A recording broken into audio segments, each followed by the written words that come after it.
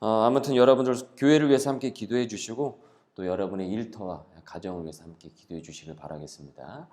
자, 이 시간 우리 다 같이 하나님의 말씀 보도록 하시죠.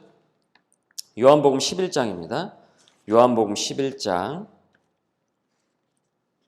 1절서부터 15절까지입니다. 우리 지난주하고 본문은 같습니다. 요한복음 11장 1절서부터 15절, 신약성경 164쪽에 있습니다.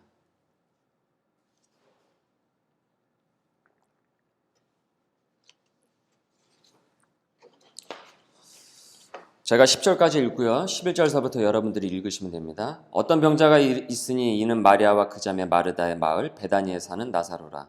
이 마리아는 향유를 주께 붓고 머리털로 주의 발을 닦던 자요, 병든 나사로는 그의 오라버니더라. 이에 그 누이들이 예수께 사람을 보내어 이르되 주여 부시옵소서, 사랑하는 자가 병들었나이다 하니 예수께서 들으시고 이르시되 이 병은 죽을 병이 아니라 하나님의 영광을 위하며 하나님의 아들이 이로 말미암아 영광을 받게 하려 함이라 하시더라. 예수께서 본래 마르다와 그 동생과 나사로를 사랑하시더니 나사로가 병들었다함을 들으시고 그 계시던 곳에 이틀을 더 유하시고 그 후에 제자들에게 이르시되 유대로 다시 가자 하시니 제자들이 말하되 랍비여, 방금도 유대인들이 돌로 치려 하였는데 또 그리로 가시려 하나이까? 예수께서 대답하시되 낮이 12시간이 아니냐. 사람이 낮에 다니면 이 세상의 빛을 봄으로 실족하지 아니하고 밤에 다니면 빛이 그 사람 안에 없는 거로 실족하느니라. 11절 시작. 우리 친구 나사로가 잠들었도다. 그러나 내가 깨우러 가노라. 제자들이 이르되 주여, 잠들었었으면 낫겠나이다 하더라. 예수는 그의 죽음을 가리켜 말씀하신 것이나 그들은 잠들어 쉬는 것을 가리켜 말씀하신 줄 생각하는지라. 이에 예수께서 밝히 이르시되 나사로가 죽었느니라. 내가 거기 있지 아니한 것을 너희를 위하여 기뻐하노니 이는 너희로 믿게 하려 함이라. 그러나 그에게로 가자 하시니. 네, 아멘. 네, 오늘 말씀은요, 불신의 시대에서의 고난, 불신의 시대에서의 고난이라는 제목으로 하나님 말씀 전하겠습니다. 최근에 한 부부에게 일어난 일이에요. 휴게 음식점을, 식당을 이제 운영하는 부부였는데, 요즘 뭐 말하지 않아도 우리가 얼마나 이제 힘들고 이제 어려운 시기를 보내고 있습니까? 자영업자들이 특히 많이 이제 힘들죠. 물론 직장인들도 많이 힘들긴 하지만, 이 부부도 이제 예외가 아니었습니다. 손님이 이제 급감을 하고 이제 언제, 그러니까 이 시국이 회복이 될 줄 모르니까 많이 어려워졌어요. 그리고 또 이제 애들은 한창 자라는데, 그러니까 부모로서도 이제 고민이 깊어질 수밖에 없는 거죠. 그러면서 이제 어려운 시기를 계속 보내고 있는데, 그러던 중에 이런 제안을 받았어요. 어떤 제안이냐면, 그러니까 종종 식사를 하러 오던 한 회사의 사무실 직원이 이제 카드로 얼마의 영수증을 끊어주면은 그 현금으로 그에 따른 수수료를 주겠다라는 거예요. 그러니까 카드 가맹점은 그에 따른 수수료를 얻고, 그러니까 제안한 곳은 이제 허위 매출 전표를 만드는, 그러니까 소위 이제 카드깡을 제안을 받은 거예요. 그런데 이제 그 금액이 꽤 컸어요. 상당히 컸습니다. 그러니까 지금 이 어려운 때 상당히 어떻게 보면 그 가정에는 이 담비와 같은 그런 금액 액수였거든요. 시급한 이 상황에서 숨통이 이제 트일 수 있는 것이죠. 그 금액이라고 한다면은 뭐 그저 이제 그냥 카드 한 번 이렇게 딱 긁어주면 되는 거예요. 카드 한번 긁어주면 되는데, 여러분, 이 부부는 그 제안을 어떻게 받아들였을까요? 여러분, 어떻게 하겠습니까? 만약에 여러분이라고 한다면 이 상황에서 듣고 거절했어요. 그럴 수가 없었어요. 걸릴까 봐 거절했을까요? 그래서 가슴이 새 가슴이어가지고 그랬을까요? 아닙니다. 걸릴 일이 거의 없어요.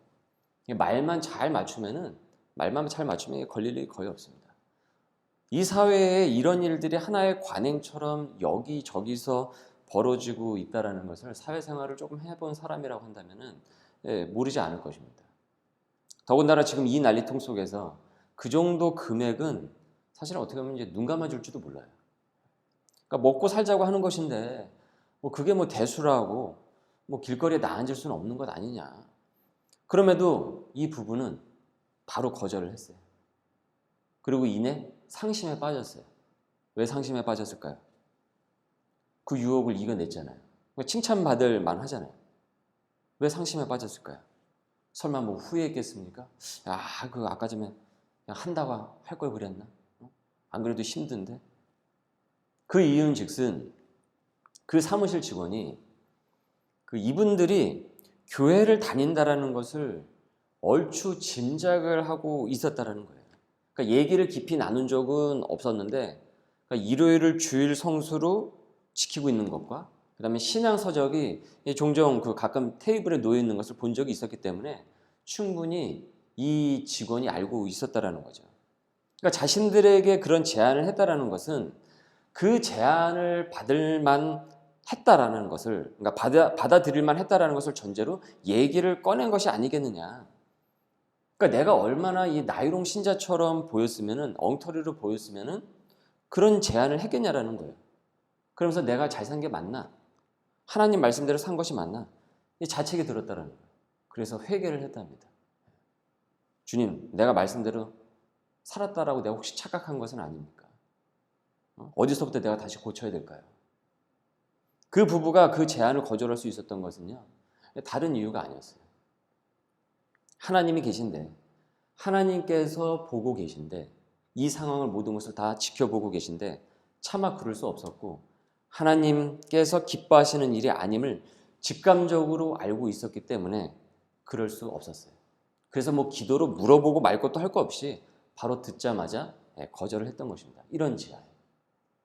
이어 왜 저런 제안을 우리에게 했는가? 내게 했는가? 내가 크리스천이라는 것을 알 텐데, 교회 다니는 사람이라는 것을 알 텐데 왜 저런 제안을 한 거지? 그 다음에 이 생각으로 이어지게 된 것입니다. 달리 이렇게 생각을 할 수도 있죠. 어떻게 생각할 수 있냐면, 그러니까 교인들에 대한 이 세상의 기대치가 워낙 이제 그 낮으니까 그 부부의 삶이 뭐 어떻게 보이건 말건 뭐 관계없이 누가 이런 제안을 거절하겠냐, 뭐 이렇게 생각을 하거나, 아니면 그 직원이 순수하게 진짜 도와주고 싶어서 그럴 수도 있잖아요. 아니 여러분, 가게가 한두 개입니까? 가서 밥 먹은 데가 한두 개였어요, 그 사무실 직원이? 그럼 저쪽 가서도 얘기할 수 있는 거란 말이죠. 근데 굳이 이 집에 와서, 이 가게에 와서 그런 제안을 했다라는 것은 그 사장님에게 좋은 인상을 받아서 기왕이면 그 사장님을 도와주고 싶은 그런 호의로 해석을 합리화할 수도 있단 말이죠. 그러나 그 부부는 그렇게 생각하지 않은 거예요. 이유는 딱 하나였습니다. 이유는 하나였어요. 뭐냐? 하나님이 계신데, 주님이 계신데, 지켜보고 계신데 그럴 수 없다라는 것이었어요. 창세기의 첫 시작을 보면은 이제 하나님께서 세상을 만드시고 그 다음에 두 주인공으로 얘기가 시작이 되죠. 아담과 하와의 이야기로 시작이 되고 배경은 에덴 동산이었습니다. 아담과 하와가 에덴 동산의 선악과, 중심에 있는 그 선악과 그 단 하나만 빼고 모든 것을 다 누려도 된다라는 그 혜택을 받았음에도 사단이 유혹을 해가지고 결국은 아담과 하와가 선악과를 따먹었습니다. 이건 교회를 다니지 않는 사람들도 누구나 다 알만한 이야기죠. 자, 아담과 하와는 그 순간에 왜 따먹었을까요? 어떻게 따먹을 수 있었을까요? 무슨 생각이 들었기 때문에? 그 순간에는 하나님께서 지켜보고 계신다라고 생각을 하진 않았어요. 그래서 그 순간에 그들에게 하나님은 없었던 거예요. 그래서 선악과를 따먹었던 것입니다. 그 순간에. 사단은요, 그것을 노렸습니다. 그걸 알고 있었어요. 그 심리를 알고 있었어요. 그래서 아담과 하와가 하나님을 인식을 하지 못하도록, 생각을 하지 못하도록 정말 먹지 말라고 하시더냐? 아닐걸? 다시 한번 봐봐. 아닐걸?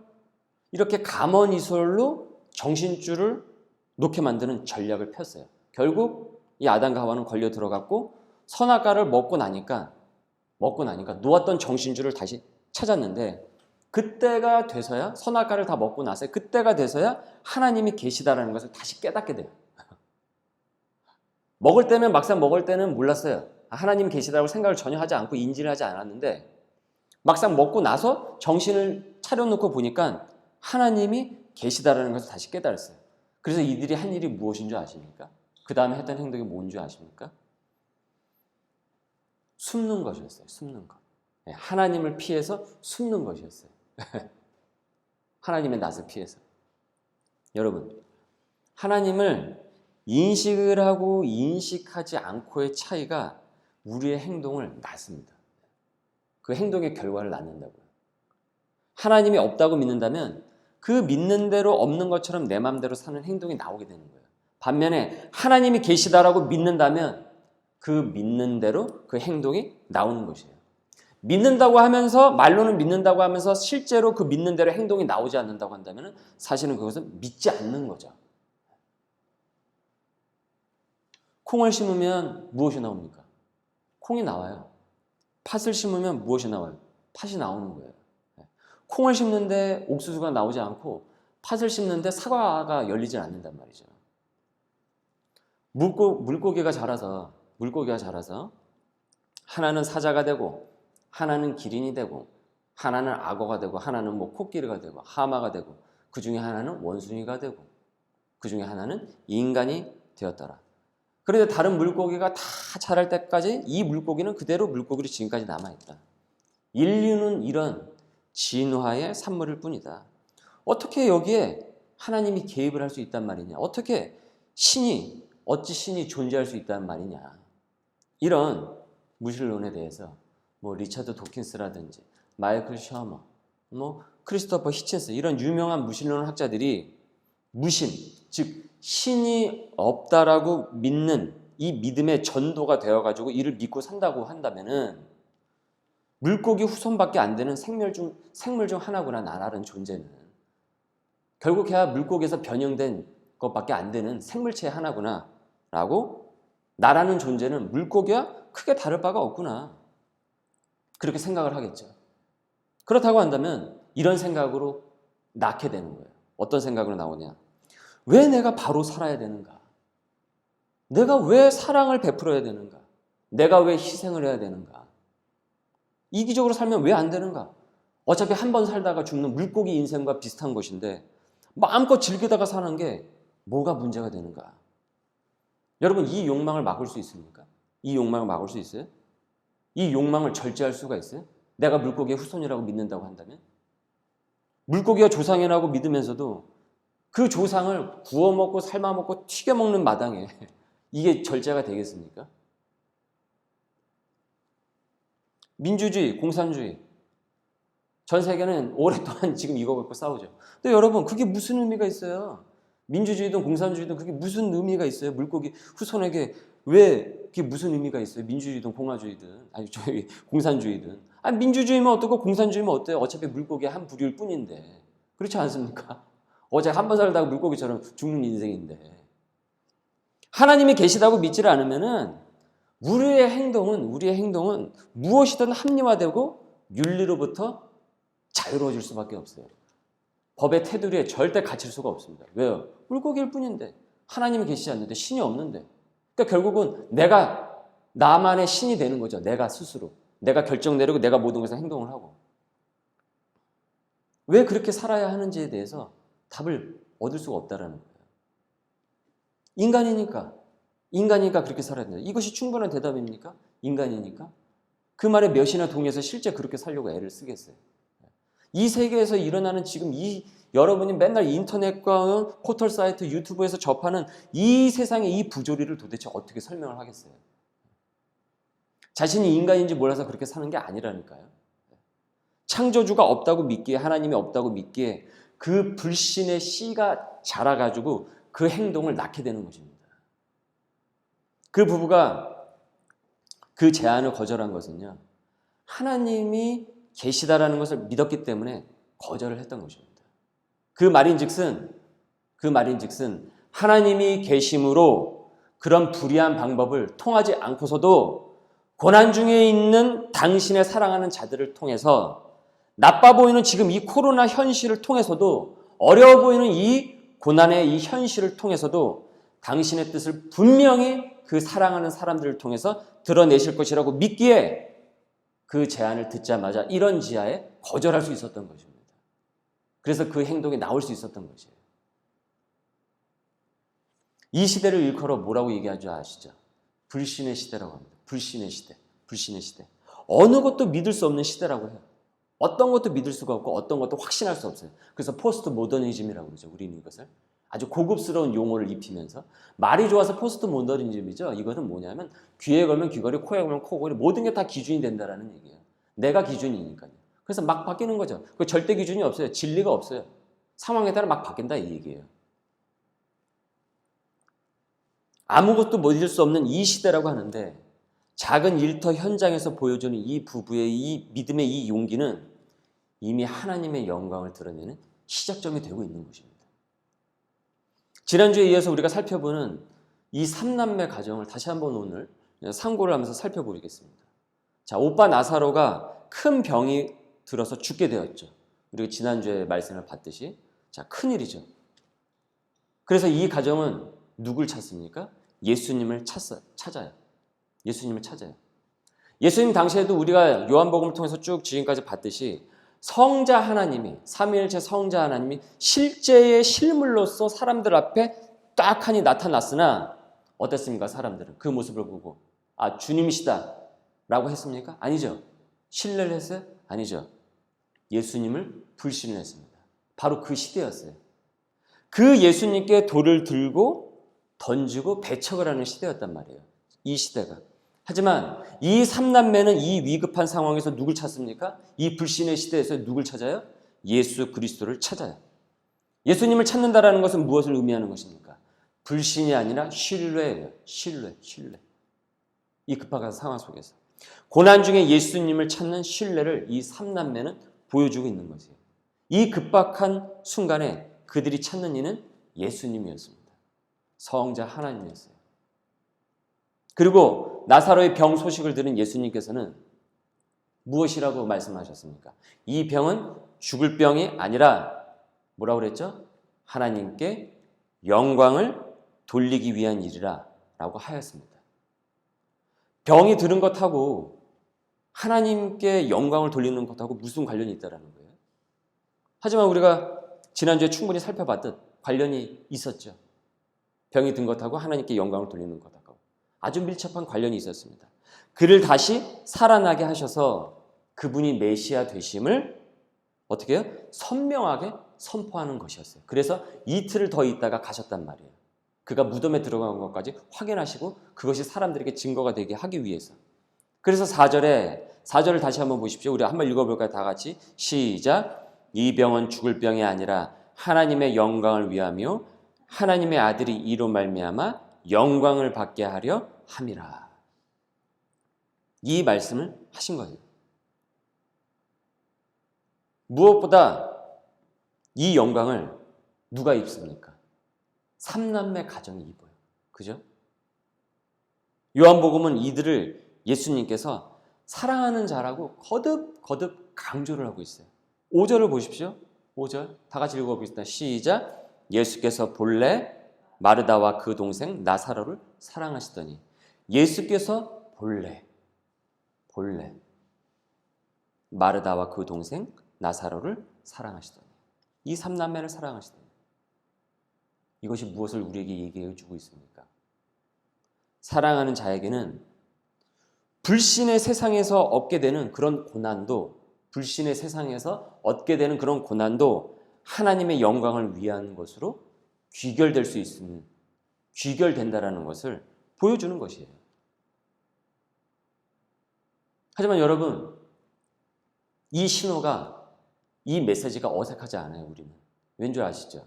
이미 우리는 이런 신호를 9장에서 요한복음 9장에서 우리는 미리 경험을 했어요. 예고편으로 9장에서 어떤 일이 있었습니까? 우리가 너무나도 잘 알고 있었던 나면서부터 맹인이었던 실로암에 거린 청년이 있었죠. 그죠? 그때 제자들이 동네에서 눈먼 채 막하게 구걸을 하고 있는 그를 보고 뭐라고 했습니까? 그 실로암 맹인 청년을 보고 뭐라고 얘기를 했어요? 예수님, 누구의 죄 때문에 저 청년이 지금 저 지경이 돼가지고 저렇게 구걸을 하고 있는 것입니까? 자기의 죄 때문입니까? 아니면 부모가 죄를 많이 져서 저렇게 된 겁니까? 그러니까 업보로 제자들은 해석을 했어요. 그 청년의 이 삶을. 구걸하는 그 맹인 청년을. 지금 힘들게 살고 있는 것은 죄를 많이 지어가지고 그런 고통을 겪는 것이다. 모든 것을 이런 식으로 해석했단 말이에요. 획일적으로. 그렇다고 한다면은 장애를 갖고 태어나는 사람은 다 그렇다라는 얘기예요. 상당히 위험한 발언임에도 불구하고 당시의 제자들의 생각의 그 범위는, 당시 제자들의 그 생각의 범위는 불신의 시대를 살아가는 사람들이 흔히 갖고 있는 그런 세계관이었기 때문에, 불신의 시대를 살아가고 있는 그 세계관 가운데서 이 제자들도 그거의 생각에 영향을 많이 받았기 때문에, 그 세계관이었기 때문에 그 이상을 바라보지 못했던 거예요. 주님, 저 청년이 저렇게 지금 돼 있는 거예요. 누구의 죄 때문에 저렇게 된 겁니까? 자기의 죄입니까? 아니면 부모의 죄입니까? 딱 이거예요. 그러나 예수님께서는 그들의 그 닫힌 세계관을 활짝 열려버리세요. 그죠? 활짝 열어버려요. 그 닫힌 세계관. 그냥 문을 확 하면서 열면서 환기를 하시듯이 활짝 열어버린다고요. 그것은 저 사람이 죄를 지어서, 저희의 부모가 죄를 지어서 맹인이 된 것이 아니고, 그에게서 하나님이 하시는 일을 나타내고자 하신다 라고 하였어요. 기억나시죠? 불신의 세상에서 믿음의 시야를 바꾸도록 말씀을 한 거예요. 그 현장에서 시청각 교육을 하신 거죠. 제자들에게.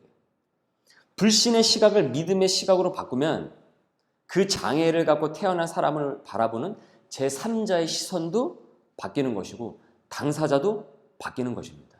즉 저주를 받아서 저런 것이 아니라 하나님의 일을 드러내기 위해서라는 것이에요. 이는 하나님의 영광과 연결이 되고 그 당사자도 영광을 입게 되었습니다.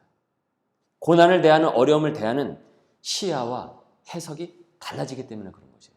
고난을 대하는, 어려움을 대하는 시야와 시각, 그 해석이 달라지기 때문에. 이에 대해 우리가 상고하다시피 사람들의 반응은 이것을 보고 둘로 나뉘어졌죠. 이를 그대로 믿고 그 시각을 바꾼 사람들과 여전히 불신의 그 시각을 버리지 않는 사람들.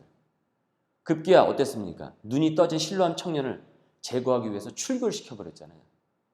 그러니까 사람이 작정을 하면 어디까지 강팍해질 수 있는가를 보여주는 듯 했단 말이죠.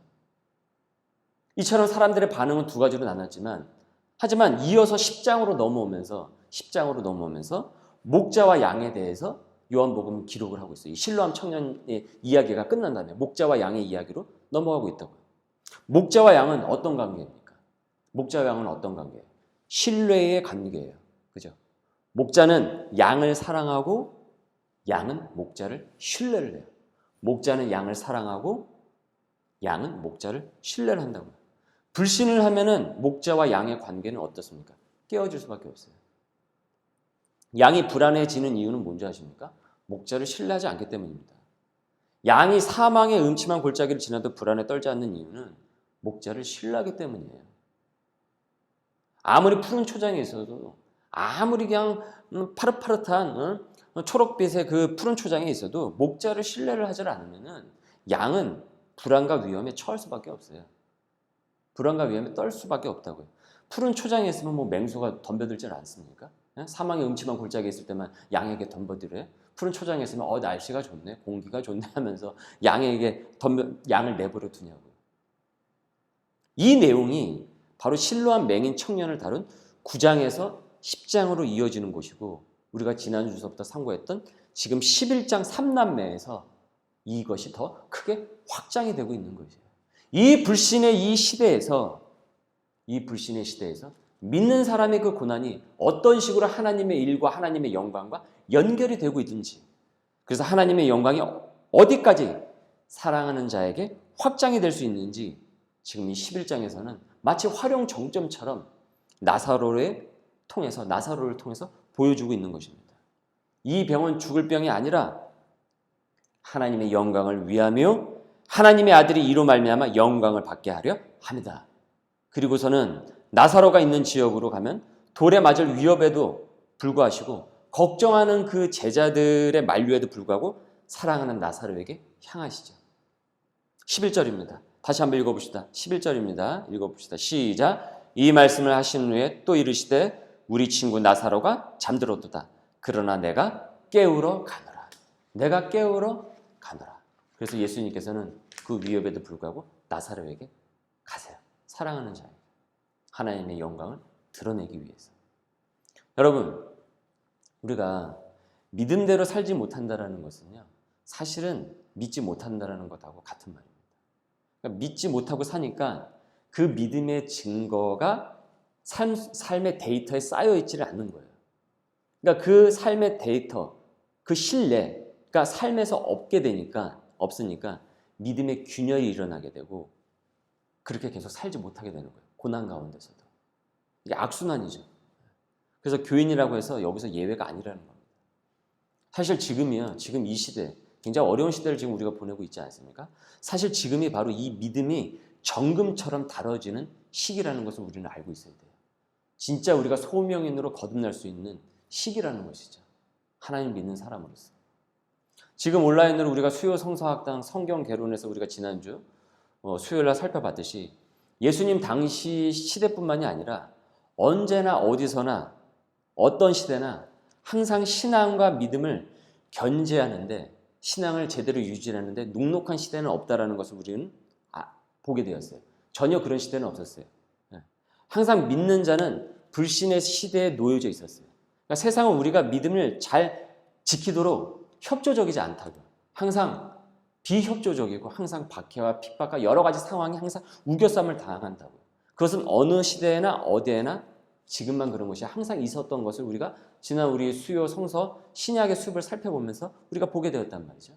어떻게 보면은 지금보다 더 심했죠. 당시에는 실질 그런 법과 규율과 이런 것들이 훨씬 더 제대로 지켜지지 않는 때였기 때문에. 그렇게 우리는 지금 믿음을 정금처럼 단련하고 단단해지는 시기로 보낼 수 있어야 된다는 거예요. 그래서 진정 사랑하는 나사로를 살리신 그 주님을 믿는다고 고백을 하듯 그렇게 살아내서 이 믿음이 내 주변으로 퍼져나가는 것이 지금 우리에게 주어진 소명이라는 말씀입니다. 이것이 바로 우리가 고난을 대하는 소명자의 자세고 시각입니다. 그래서 하나님의 사랑을 입은 우리에게 있어서 고난은 고난으로 끝나는 것이 아니라는 것.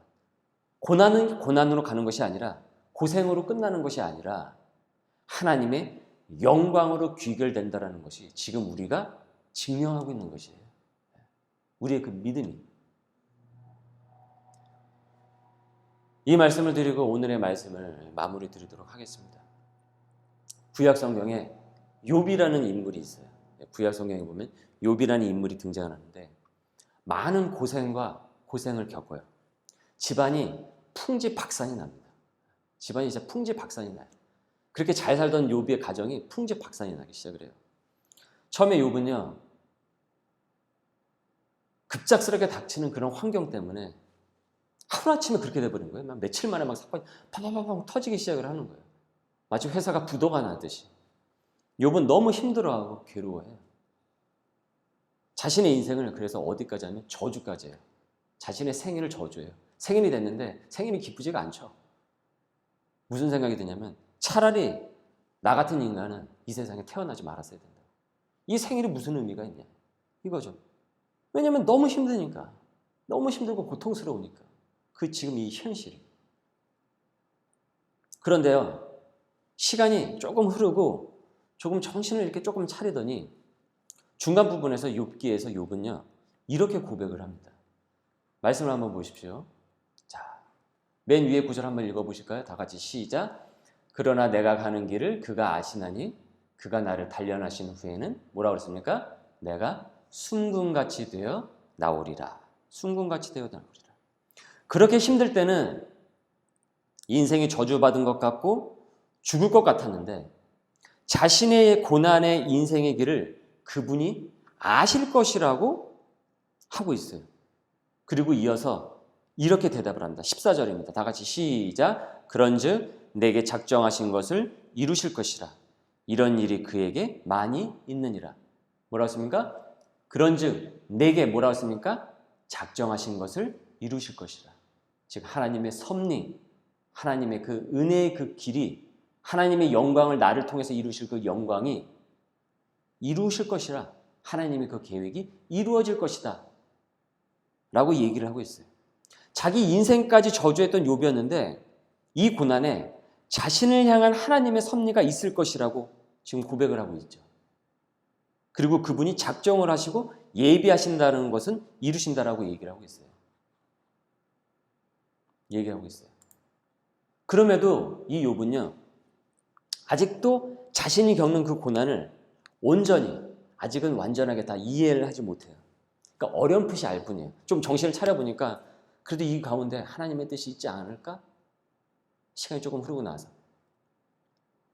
하지만 욥기의 마지막 부분에 가서 욥은 이윽고 이렇게 고백을 합니다.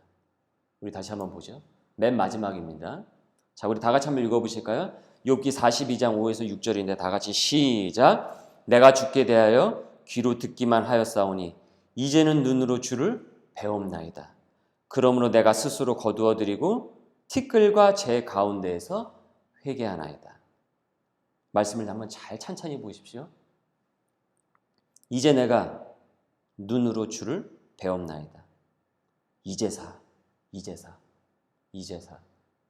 이제는 욥은 그 고난 끝에 진정 눈으로 주님을 뭐라고 그래요? 뵙는다라고 고백을 하고 있어요. 그러니까 욥의 고난은 그저 고생으로 끝난 것이 아니고 그 고난은 그가 하나님의 영광을 뭐예요? 보게 만들었던 것이에요. 그리고 그것을 깨닫지 못하고 고통스럽게만 인생을 바라봤던 자신의 그 불평과 원망에 대한 그 시절을 티끌과 그 제 가운데서 비참한 그 심정으로, 참담한 심정으로 회개한다는 것입니다. 왜 그때 나는 그 시절을 그렇게 그 고난을 바라만 봤을까? 나는 왜 그 시절을 그렇게 원망과 내가 진정 주님을 믿지 못하고 그렇게 보내었단 말인가? 왜 내 생일까지 저주를 했단 말인가? 내가 진정 주님을 목자로 신뢰하지 못했던 것이 아닌가? 그것을 티끌과 제 가운데서 회개를 한다라고 고백을 한 겁니다. 여러분 산상수훈 기억하시죠? 무엇이 있었습니까? 마음이 청결한 자는 뭐라고 그랬어요? 하나님을 볼 것이며 마음이 청결한 자는 하나님을 볼 것이며 고난은 불신의 시대 이 연단은 우리의 마음을 청결하게 하시고 하나님을 보게 하는 그 영광으로 이르기까지 하는 하나님의 과정입니다. 그것이 바로 하나님께서 사랑하는 자에게 이 불신의 시대에 고난을 대하는 태도임을 9장, 10장, 11장을 통해서 지금 우리에게 말씀해 주고 있는 것입니다. 불신의 시대에 여러분 불신에 멍이 들지 마십시오. 불신에 얻어맞지 마십시오. 강하게 방어하시고 무찌르십시오. 사랑하는 자를 향한 하나님의 섭리를 믿고 따르는 저와 여러분이 되시길 바랍니다. 아멘. 그래서 고난을 통해서 연단을 이겨내고 정금처럼 주님을 보는 우리 소명의 식구들이 되시길 바라겠습니다. 서두에 말씀드린 그 부부의 예에서 보듯이요. 그 부부의 용기와 그 마음을 잃지 않는 한 이 어려운 시대에서도요. 반드시 주님께서 그 가정을 통해서 영광으로 이끌어내실 것입니다. 왜 그렇습니까? 하나님은 살아계시기 때문에 그렇습니다. 우리는 하나님이 살아계시기 때문에 그 소명을 바라보면서 우리의 길을 나아갈 줄 믿습니다. 우리 소명의 교회와 우리 소명의 교회 식구 위에 하나님의 이와 같은 은혜가 있으시기를 주님의 이름으로 다시 한번 소원합니다. 우리 이 시간 오늘 말씀을 기억을 하시고 상고를 하시면서 함께 같이 기도하도록 하겠습니다. 주님, 이 시대에 그리스도인이 되게 하시옵고 이 고난의 시간을 하나님께서 이루시기를 기대하며 견디고 이겨내게 하여 주시옵소서. 이 혼탁한 세대에 참 하나님의 사람으로서 서나갈 수 있도록 인도하여 주시옵소서. 하고 우리 다 같이 한 목소리로 같이 기도하도록 하겠습니다. 기도하겠습니다. 하나님 주님 감사합니다. 이 시간 저희들과 함께하여 주시고 하나님의 말씀 가운데서 이 시간 우리의 또 소명의 하나님의 은혜를 이끌어 주신 줄 감사드립니다. 여전히 불신의 시대 가운데서 살아가고 있는 우리 여러 가지 하나님 또한 삶의 여러 가지 풍파를 우리가 겪고 있는 가운데 있습니다. 그럼에도 불구하고 하나님이 계신 줄 믿습니다. 하나님을 사랑하는 그 마음이 우리 가운데 항상 있는 줄 믿습니다. 끝까지 주님을 신뢰하고 그 마음을 잃지 않으려 주님께서 붙들어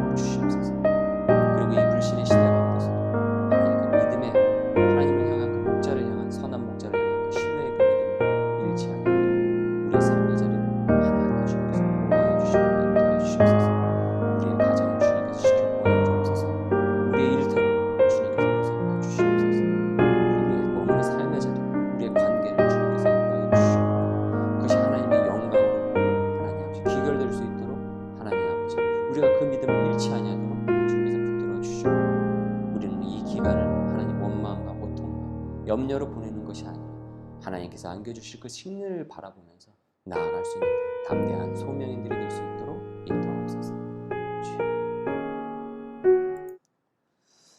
네, 주님 감사합니다. 오늘 이 시간 또 하나님께서 우리를 소명의 교회 또 예배의 자리로 불러주셔서 각자의 자리에서 하나님의 말씀을 다시 한번 우리가 상고하고 마음으로 깊이 되새깁니다. 이 불신의 시대 가운데서도 우리에게 주어진 이 고난을, 우리가 통과해야 될 고난을 세상 사람들처럼 그렇게 하나님 아버지 자기 식대로 우리가 보내는 것이 아니라 하나님께서 영광으로 이끄실 것을 굳게 믿으며 능히 소명의 삶을 살아낼 수 있도록 주님 인도하여 주시옵소서. 우리의 가정을 주님 지켜보아여 주시옵고 일터를 보아여 주시옵고 우리의 관계를 주님께서 보아여 주셔서 하나님의 뜻 가운데서 이 시기를 능히 이겨낼 수 있고 훗날 우리가 이 기간을 간증으로 고백해낼 수 있는 주님 은혜를 더하여 주시옵소서. 감사하며 예수님의 이름으로 기도드립니다. 아멘.